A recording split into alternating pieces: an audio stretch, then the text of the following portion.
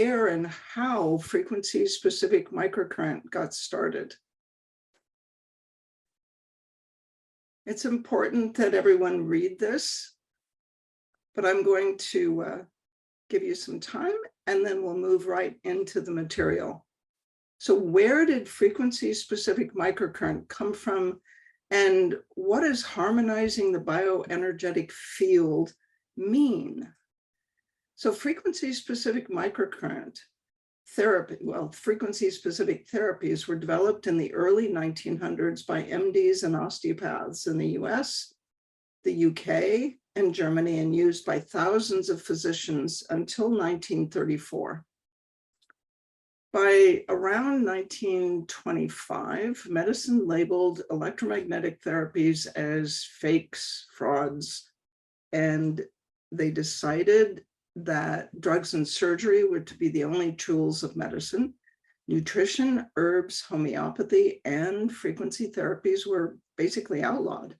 Every healthcare intervention, except for prescription medication, surgery, and radiation, was outlawed.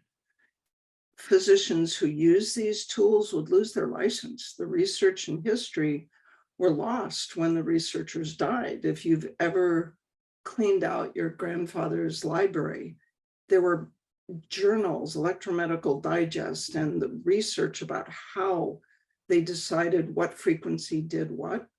All of that history was lost when these early pioneers died and their children put the books and the papers and the journals and the devices on the junk heap. Some practitioners were persecuted and some were even put in jail. The devices that didn't go on the junk heap were put in the back rooms and covered up with a sheet. So Harry Van Gelder was an osteopath and naturopath from Australia who was trained in Britain.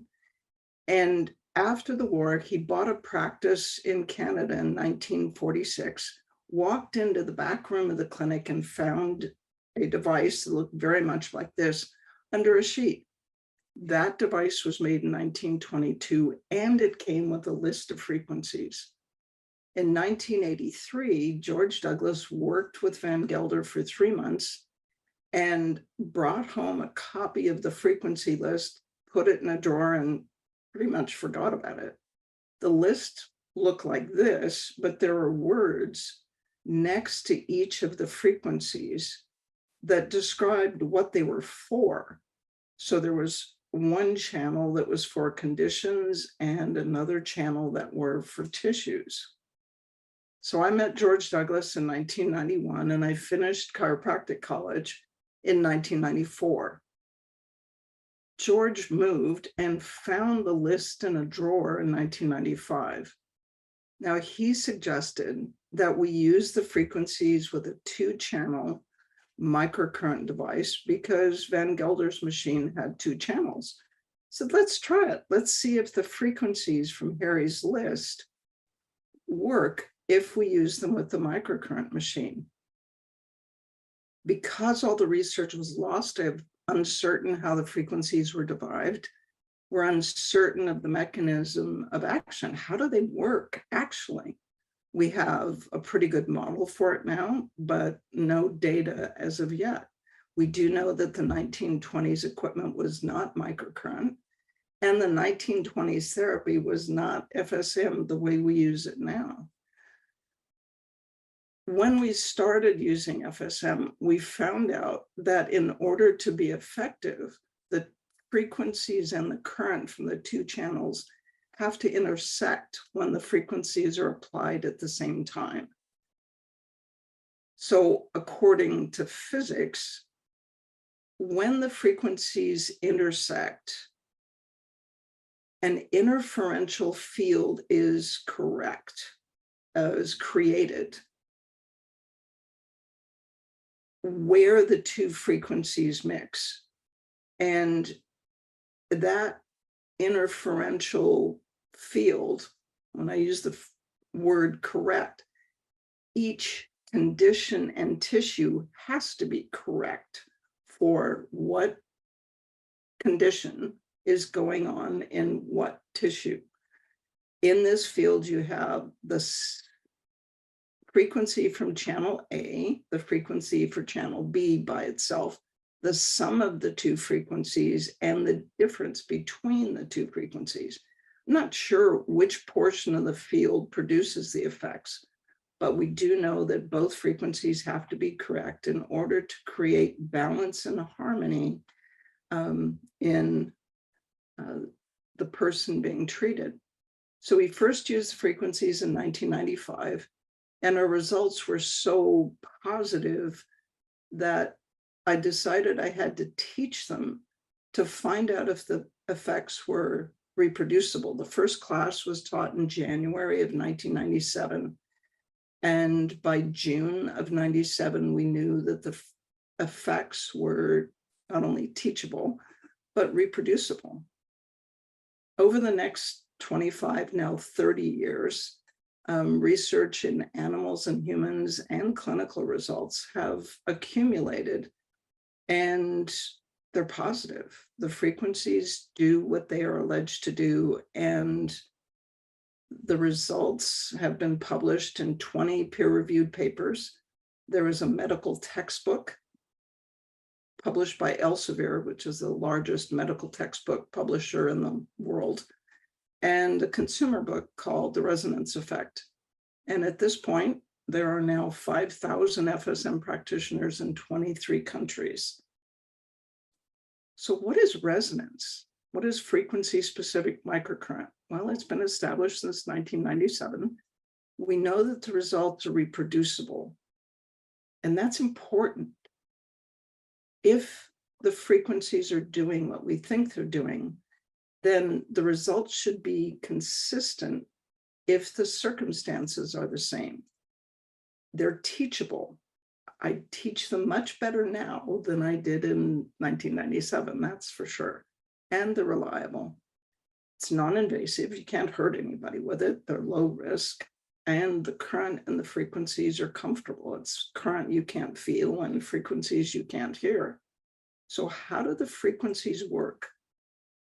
The word that we use to describe how frequencies work is resonance.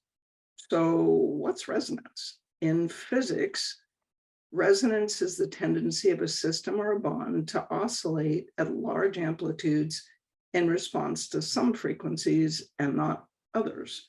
At the resonant frequency, very small forces can produce very large amplitude vibrations. They found out in the 1800s that soldiers marching in step across a bridge could create a vibration. So we're talking 200 men marching in step across a great metal or wooden bridge.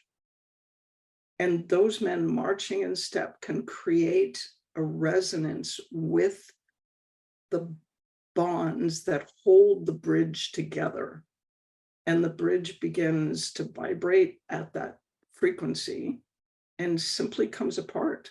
So to this day, soldiers, when they reach the edge of a bridge, break step and cross the bridge and then start being in step again. The trick that you've seen when a singer breaks a lead crystal glass is possible because there is a precise frequency that holds lead atoms together in a 70% lead crystal matrix. The lead atom bonds vibrate with the singer's note if that note is precise and matches the frequency that holds the lead atoms together. And she has to hold it long enough that the bonds vibrate and simply come apart.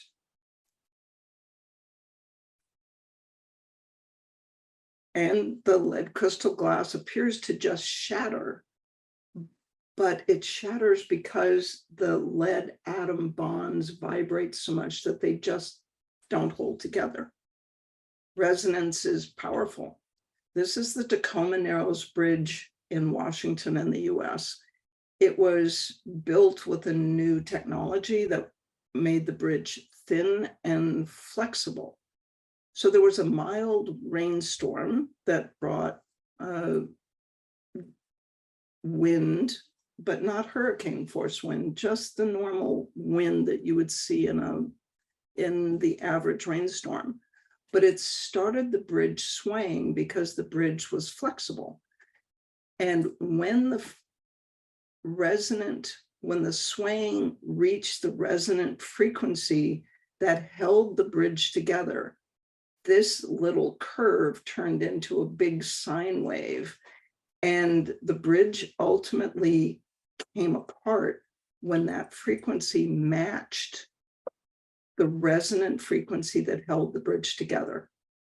And since that time, the design of bridges has changed.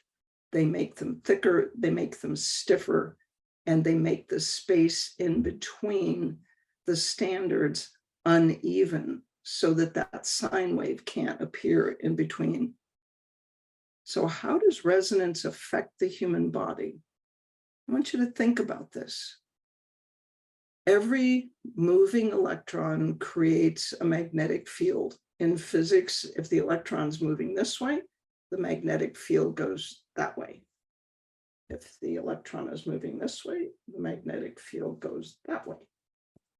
So your body is full of moving electrons. Therefore, your body has and is and creates a magnetic field. Every organ in the body is part of that magnetic field.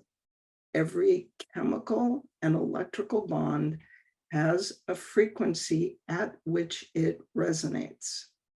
That's physics and chemistry. Now, cell membrane receptors reasonably could be expected, actually they must have, some frequency at which they resonate. Membrane receptors are made of proteins.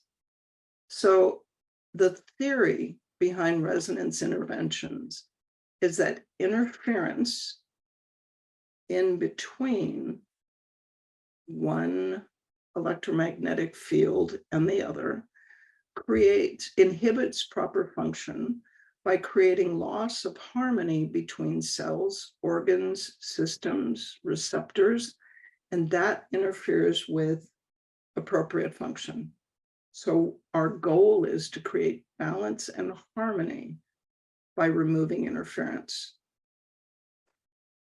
I'm going to repeat, every electrical, magnetic, and chemical and mechanical bond has a frequency at which it resonates.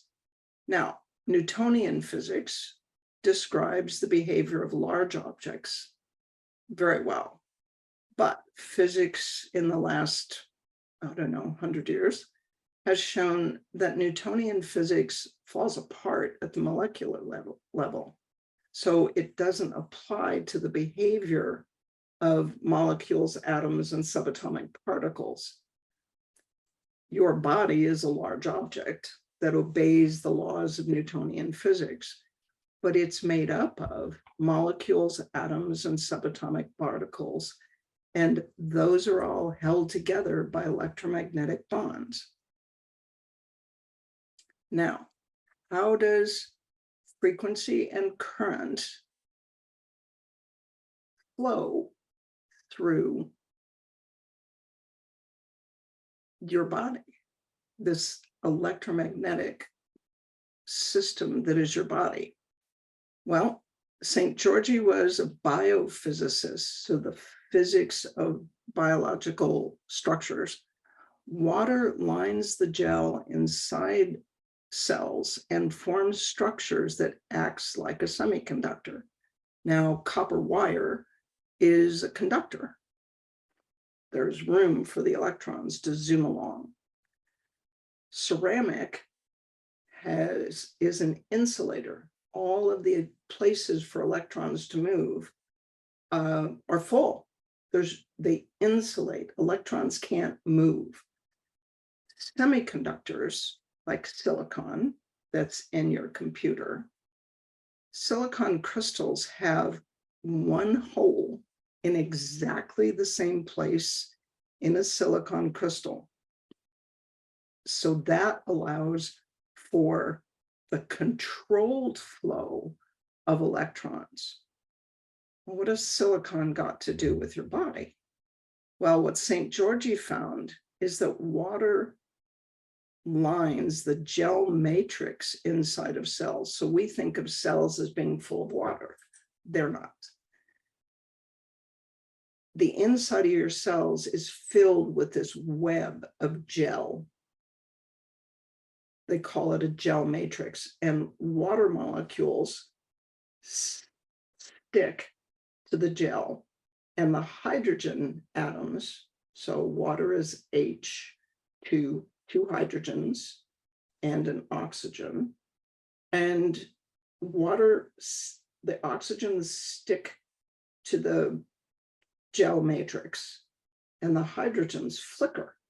And when they flicker, they leave a hole for the electrons to flow through the water in your cells, in your blood, and in a controlled fashion, very much like silicon. So it turns the cell and tissues into a semiconductor like silicon, allowing for the controlled flow of current and information.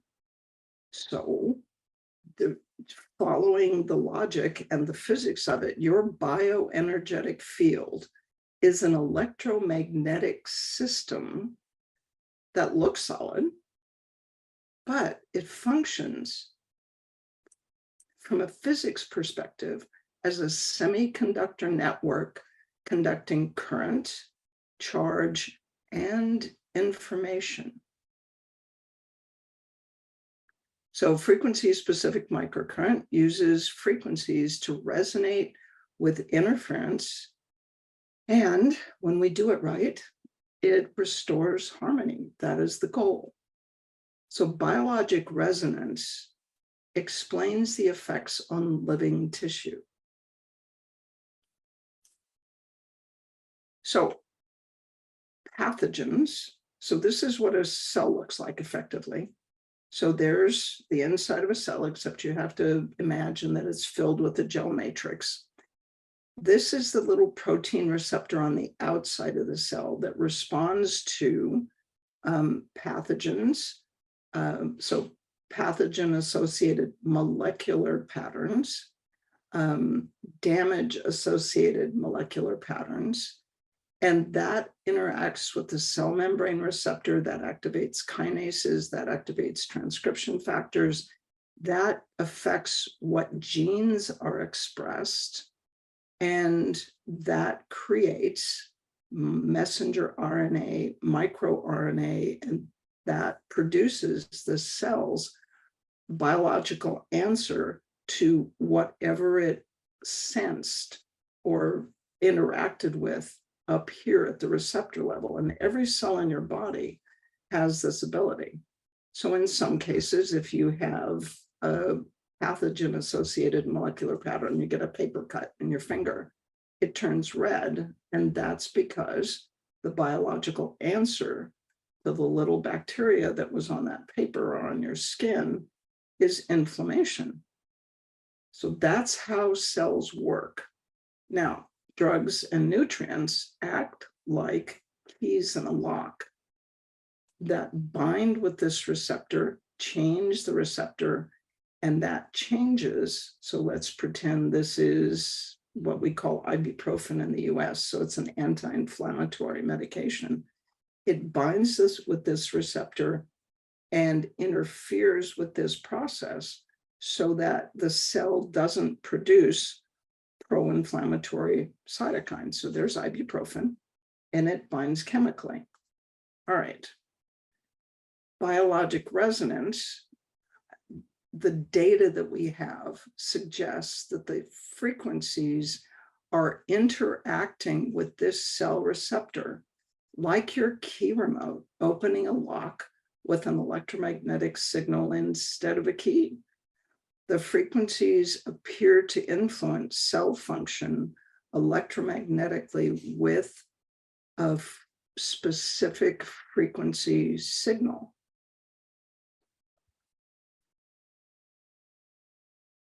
So how do we know that frequencies affect imbalances?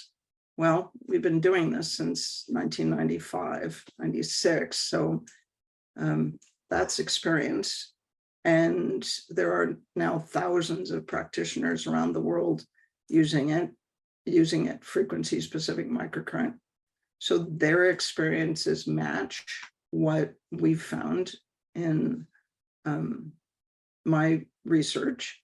We have some actual research data, and the results are reproducible. So when we publish a paper, when I teach a protocol,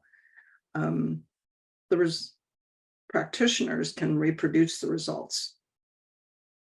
So how does resonance work? We're still need to understand that. So if you have two tuning forks and they're across the room from each other, and they're tuned to the same frequency, let's say 128 hertz, and you strike this tuning fork with a little hammer, they'll vibrate in resonance with each other from across the room when one tuning fork is struck. So you strike this one, and from across the room, this one will begin to hum because it resonates with the vibrations of the first one.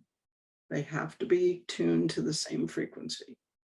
So discord and interference. So if you put a piece of paper or a stick or something in between the two tuning forks, it creates imbalance, lack of harmony.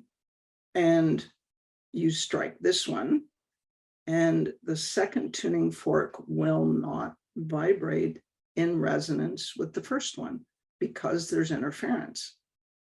So think of your bioenergetic field. What creates lack of harmony in the bioenergetic field? Think about that. Feel it. Frustration, stagnation. So this is Maslow's hierarchy of needs. So we start out with the basic physiologic needs: food, water, warmth, rest, comfort. So hunger, stress, and fatigue, right? The needs for safety and security. So fear, pain, and injury get in the way. Then there's psychological needs for belongingness and love, loneliness and isolation, fear, right? Those get in the way. When you have these interferences, you don't feel harmonic or integrated. Lack of achievement, frustration, stagnation. So esteem needs, prestige, feeling of accomplishment, community, right? And then the self-actualization needs, achieving one's full potential, including creative activities. This is Maslow's model, but it's interference in any one of these levels can create lack of harmony in the bioenergetic field. The theory is that if we remove the interference, it restores balance and harmony. If something interferes with the resonance, it creates imbalance, lack of harmony, and loss of proper function. That's just physics, right? You remove the interference and the function normalize. That's physics. Wasn't my best subject in school, but it is everywhere. So balance and harmony. Resonance theory suggests that if the interference is removed, it may restore balance and harmony between the cells and the systems in the body, because the thing you need to understand is in the body, everything is connected to everything in an electromagnetic sense, right? And actually in a physics sense. That's biophysics, biologic physics, the physics applied to biologic and electromagnetic systems. So frequency-specific resonance, it isn't magic. It's applied biophysics. We always have to be prudent and respectful. If the imbalances do not improve, the user must please seek proper medical evaluation and treatment when using frequencies to enhance harmony. They don't fix everything. We cannot and do not make any claims about the physical effects of the frequencies. We can only say that the frequency combination harmonizes the bioenergetic field, and that's a really good representation of what that looks like. So harmonizing the bioenergetic field with the MagHealy. The MagHealy contains FSM protocols that should be safe and effective for most people under most circumstances, but it's not a medical device. It's a wellness device to bring harmony and comfort to the bioenergetic field. It will not be 100% effective for everyone who uses it, and it should not be used instead of medical intervention. I'm really clear about that. I live with one foot in each world equally. The medical applications have its place, and harmony and harmonizing the bioenergetic field has its place. The duration, frequencies, intensity, the frequency, what we call them, and the descriptions of the frequency programmed are based on practical experience, experts, and our understanding of the interaction of frequency modulated magnetic fields and the bioenergetic field. They have not been confirmed by independent studies. So why is that? Why are there no real, well, we have a few, but why are there no independent studies? Well, there's this question that physics has never been able to answer. Are you physical? Are you made of physical matter? Or are you made of energy? Are you energy that coalesces into a physical existence? Those are big questions. So if Einstein's correct, there's no difference because matter and energy are equivalent, right? Energy is matter times a constant, in this case, the speed of light squared. Now, this equation was proven true in the, I think, the 1950s. For centuries, philosophers and physicists have had this discussion, but there's no conclusion or certainty because there's no way to prove that one perspective is correct.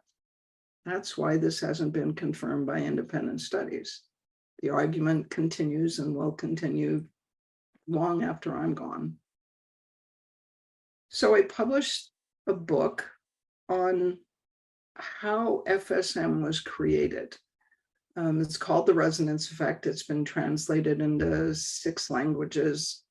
Jim Oshman is a PhD biophysicist, and he said such a lovely thing about it. This is a can't put it down page turner of a book. It's fascinating, funny, inspired, exciting, and altogether delightful. I had a great time writing it, and I'm really pleased that he liked it. It's available in English, German, French, Polish, Mandarin. We're working on a Japanese translation and a Spanish translation, and it is available as an audiobook in English. You can get it on frequencyspecific.com, or you can get it on the internet. If you're curious about how FSM was developed, this is a good way to learn it. Now, the frequencies do some things to harmonize the field, but how do you achieve lasting effects? Well, you have to change or create what we call a stable state. So think about water. Water is completely, it's the same stuff, right? H2O. It's the same stuff chemically, but it is completely stable as a solid as long as the surrounding environment is 0 degrees centigrade. It's the environment that creates the stable state for ice. You add heat to the system, and at 1 degree centigrade, it begins to become a liquid. And between 1 degree and 99 degrees centigrade, water is completely stable as a liquid. Well, when you get to 100 degrees centigrade, it is completely stable as steam as long as the surrounding environment is 100 degrees centigrade. So the correct frequencies create changes in the system, change the harmony of the field, and the changes can be permanent, but the patient's metabolism, attitude, body mechanics, biomechanics have to support the change in state. Right? So frequency-specific microcurrent, MagHealy harmony is just a lovely way to put it. We harmonize one person at a time, bring wellness, comfort to one person at a time, and changing even one person's life changes everything. The way they interact with the people around them, the field that they create affects the field of everyone and the world. Healy and MagHealy, frequencies for your life.